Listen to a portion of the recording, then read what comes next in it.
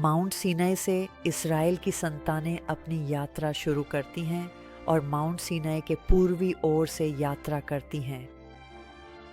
उत्तर की ओर यात्रा करते हुए वे फिर पश्चिम की ओर मुड़ते हैं ताकि वादी अरबा में प्रवेश कर सकें, जो एक चौड़ा इलाका है और महान अफ्रीकी सीरियाई दरार का हिस्सा है। मृत सागर के दक्षिणी छोर तक पहुंचने से पहले वे फिर से पश्चिम की ओर मुड़ते हैं। यहाँ वे उन पहाड़ियों के ठीक पहले बस जाते हैं जो कनान देश अर्थात प्रतिज्ञात भूमि की ओर जाती हैं। यहाँ वे कादेश बर्नेया में थे।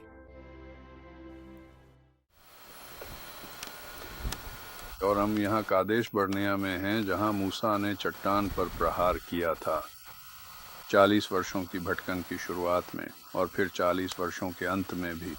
फर्क यह था कि 40 वर्षों की शुरुआत में उसने यह परमेश्वर के निर्देशानुसार किया था और 40 वर्षों के अंत में कष्ट और धमकियों का सामना करने के बाद उसके खिलाफ विद्रोह किया गया और इन सब के बीच उसने क्रोध में आकर चट्टान पर 2 बार प्रहार किया। और निश्चित रूप से वह चट्टान प्रतीकात्मक थी, मसीह, और ये प्रतिवाद नहीं था जो वहाँ होना चाहिए था। तो परिणाम स्वरूप मूसा को प्रतिज्ञात देश में जाने की अनुमति नहीं मिली। यहाँ आप एक बड़ा पत्थर देख सकते हैं जिसे मुख्य जलधारा के रास्ते में रखा गया था जब वह पहाड़ से नीचे आ रही थी, और इससे पानी, अगर हम कहें, हवा में उछलने लगा, जो यहाँ से कई फीट दूर जाकर तेज गति से भारी आवाज के साथ गिरता था और चट्टान का एक बहुत बड़ा विशालकाय हिस्सा काट देता था, जिससे चट्टान के टकराने की आवाज गूंज उठती थी। और इन्हीं चट्टानों में बने छेदों से वे लोग पानी निकाल पाते थे। और निश्चित रूप से जब पानी इस क्षेत्र से नीचे आता था तो यह इस क्षेत्र से होकर बहता था, फिर यह यहाँ के चौड़े मैदान में फैल जाता था जो इस्राएलियों का निवास स्थान था, जहाँ वे अपनी यात्रा के दौरान रुके थे। और निश्चित रूप से एक अज्ञात अवधि तक अपनी यात्रा की शुरुआत में यहीं पर डेरा डाले हुए उन्होंने जासूसों को भेजा था। इन 10 जासूसों की रिपोर्ट के परिणाम स्वरूप उन्होंने यह तय किया कि वे उस भूमि को नहीं ले सकते, और उन्होंने मूसा के खिलाफ विद्रोह किया। और फिर जब भगवान ने उन्हें बताया कि उनके प्रति विश्वास की कमी के कारण जो कुछ भी उसने उनके लिए किया था, उसके बावजूद वे सभी जंगल में मर जाएंगे, कम से कम पुरुष, वयस्क पुरुष। और इसके बाद उन्होंने यह तय किया कि वे दुश्मन पर हमला करेंगे, और निश्चित रूप से वे पहाड़ी इलाके में चढ़ाई कर हमला करने गए और हार गए, क्योंकि भगवान की मदद के बिना वे इन लोगों के सामने टिक नहीं सकते थे। और लोगों को, कह सकते हैं, उनके पुजारियों द्वारा और इस तथ्य से चेतावनी दी गई थी कि भगवान ने समुद्र के जल को विभाजित कर दिया था, और इसलिए उन्हें कहा गया कि वे पुरुषों की तरह लड़ें। दूसरे शब्दों में, उन्हें युद्ध में अपनी पूरी ताकत झोंक देनी थी। और परिणाम ये हुआ कि भगवान की सहायता के बिना वे उस व्यवस्था में बहुत अच्छा नहीं कर पाए।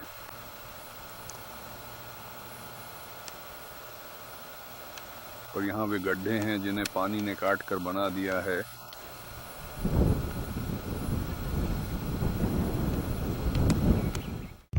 ठीक है, हम यहाँ इस स्थिति को एक बार फिर देख रहे हैं, और यह बहुत हद तक उस जगह के समान है जहाँ भारी मात्रा में पानी नीचे की गहरी परतों से ऊपर सतह पर तेजी से उभर आया या फूट पड़ा था। और इस पत्थर के ऊपर ऐसी जगहें हैं जो बिल्कुल वैसी लगती हैं जैसे काय ने खुद को जड़ें जमाई हों और वह चूना पत्थर के खनिजों से पोषण ले रही हो।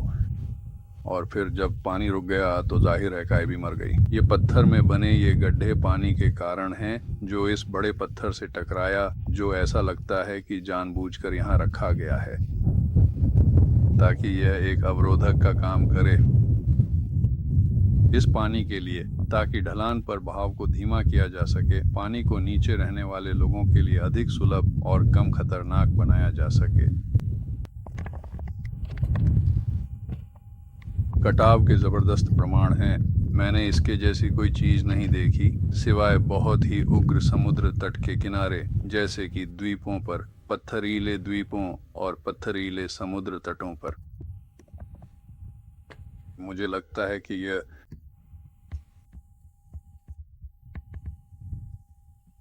ये काफी रोमांचक और अद्भुत जगह है। इसके बाएं ओर नीचे एक बहुत ही छोटी और एकदम नन्ही सी, जो कि बहुत ही प्यारी है।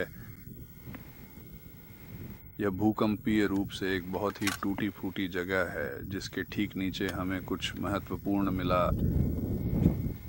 संकेत मिले कि सोना और अन्य वस्तुएं 40 फीट की गहराई में दफन थीं।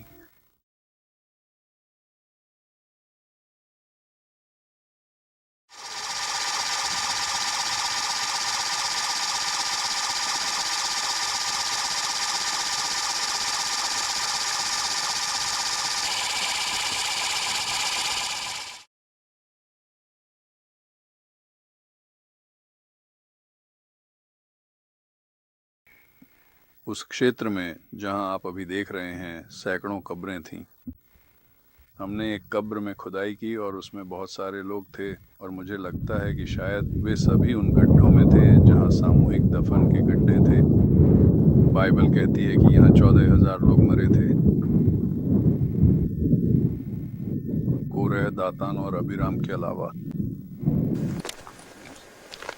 ये चीज़ें बहुत तेज़ हैं, इसलिए आपको इस पर फिसलना चाहिए। अब देखते हैं, आइए यहाँ से घूमते हैं और देखें कि मैंने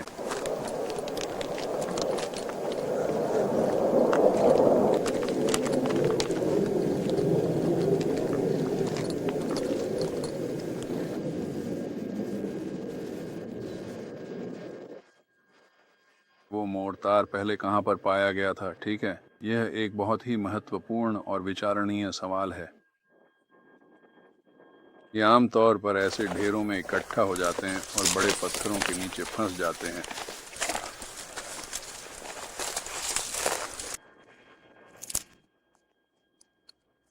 खैर, तो ठीक है, तो फिर हम अब शुरू करते हैं। ये वही चीज है जिसमें वे हाथ फंसा सकते हैं। नहीं, के जैसा लगना होना बीमार। इधर उधर कुरेदें उस क्षेत्र में थोड़ा थोड़ा धीरे से, क्योंकि अगर आप बड़ी खुदाई करते हैं तो मिट्टी का बर्तन या कोई टूटी हुई चीज मिल सकती है। बायोइस, ये चट्टान। हाँ, अच्छा, आप इसे कैसे कहेंगे? बायोइस पंथ, सीप जैसा। मैं जानना।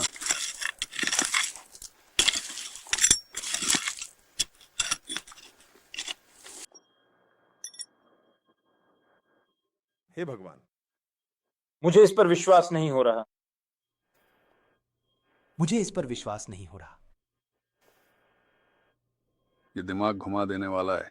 आमतौर पर ये थोड़े फटे हुए होते हैं, नहीं तो वे इन्हें पीछे नहीं छोड़ते। ओह वाह, ये बहुत बुरा होगा। अगर ये थोड़ा टूटा फूटा होता शायद। क्या आप बस इनमें से मिट्टी निकालना चाहेंगे? हाँ बिल्कुल, करो। आगे बढ़ो। ऐसे देखो। ओह, यही वह जगह है जहां उन्होंने जैतून की गुठली से मांस निकाल लिया था। ठीक यहीं। सच में? हाँ, ये बिल्कुल वैसा ही है जैसा मैंने पहले पाया था, बस ये टूटा हुआ था। हाँ, ये टूटा हुआ था। मुझे लगता है ये इस तरफ से पूरी तरह टूटा हुआ था। क्या आप इसे पलट सकते हैं? अरे, ये बस एक पत्थर जैसा ही दिख रहा था। इसे देखो। मुझे खुद भी विश्वास नहीं हो रहा।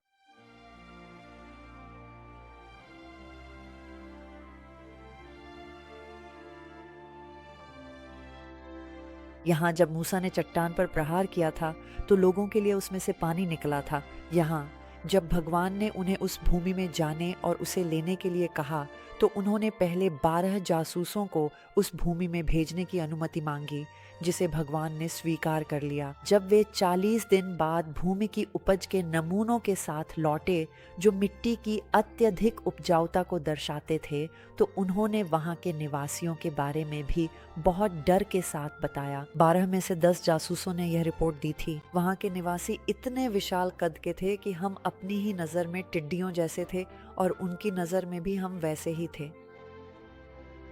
उस रिपोर्ट को सुनकर लोगों ने विद्रोह कर दिया। अपने डर में वे उन महान चमत्कारों को भूल गए जो भगवान ने उनके लिए किए थे।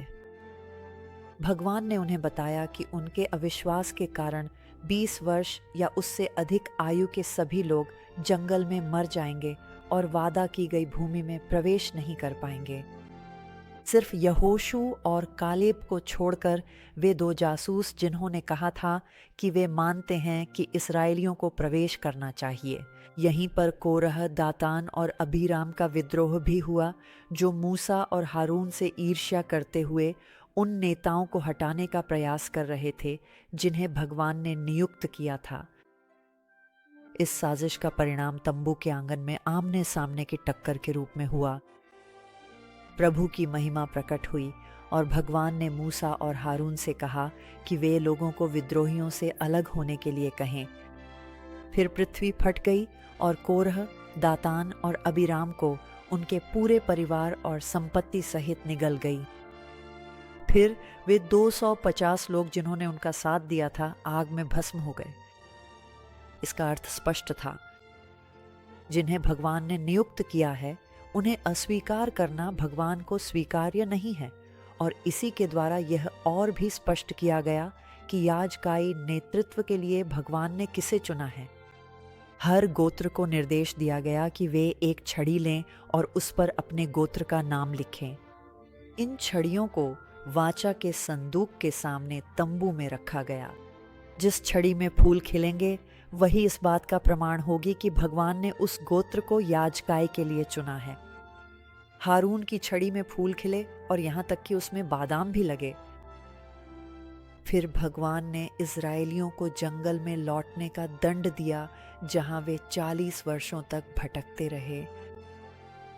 40 वर्षों की भटकन के अंत में वे फिर से कादेश लौटे, जब वे अंततः प्रतिज्ञात भूमि में प्रवेश की तैयारी कर रहे थे। लेकिन यह पूरी तरह से आनंदमय घटना नहीं थी, क्योंकि यहीं पर मूसा की बहन मरियम की मृत्यु हो गई। कादेश से थोड़ी ही दूरी पर होर पर्वत है, जहां हारून की मृत्यु हुई थी। लेकिन सबसे महत्वपूर्ण बात यह थी कि जब वे वहां पहुंचे तो पानी की धारा बहना बंद हो गई थी और लोग फिर से कुड़कुड़ाने लगे।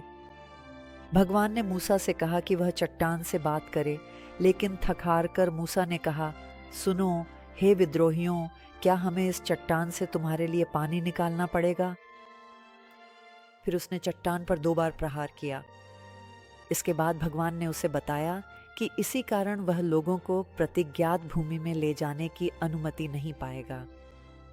40 वर्षों तक मूसा ने जो कुछ भी किया था, उसके बावजूद उसने इस एक बार आज्ञा का उल्लंघन किया, और भगवान किसी का पक्षपात नहीं करते। मूसा लोगों का नेतृत्व करते हुए उन्हें प्रतिज्ञात भूमि की सीमा तक ले गया और वहां भगवान ने उसे दूर से वह भूमि दिखाई। लेकिन फिर उसकी मृत्यु हो गई